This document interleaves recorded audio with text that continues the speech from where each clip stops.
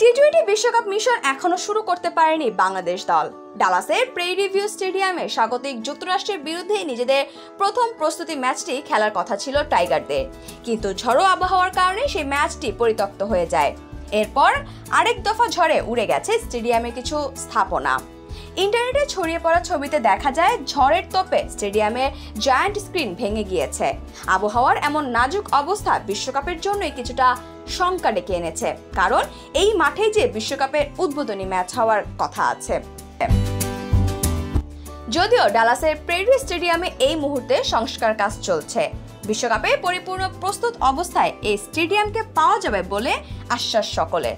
তবে আবহাওয়া কেমন থাকবে সেটাও এখন বড় প্রশ্ন, কারণ সবশেষ স্টেডিয়ামের পাশ দিয়ে যেই ঝড়টি গিয়েছিল তাতে স্টেডিয়ামের অর্ধেক অংশই নষ্ট হয়ে যায়।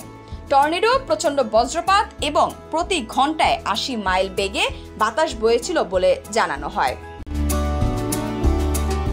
রোববার যুক্তরাষ্ট্র কানাডা ম্যাচের মধ্য দিয়ে বিশ্বকাপের নবম আসর শুরু হবে। সেই ম্যাচটি হবার কথা আছে এই স্টেডিয়ামে। এবারের আসরের রেকর্ড ২০টি দল অংশ নেবে। ২০টি দল ৪টি গ্রুপে ভাগ হয়ে খেলবে। প্রতিটি গ্রুপে রয়েছে ৫টি করে দল। তারা একে অপরের বিরুদ্ধে একবার করে খেলবে।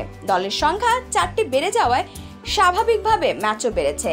টি-20 বিশ্বকাপের ম্যাচ টাই হলে সুপার ওভারে খেলা হবে, তাতেও নিষ্পত্তি না হলে আরেকটি সুপার ওভারে খেলা হবে।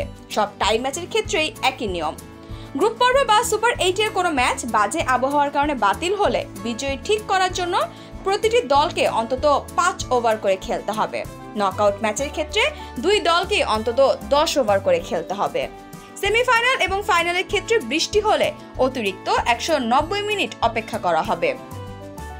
এর মধ্যে ম্যাচ শুরু করা গেলে পুরো ২০ ওভারই খেলা হবে।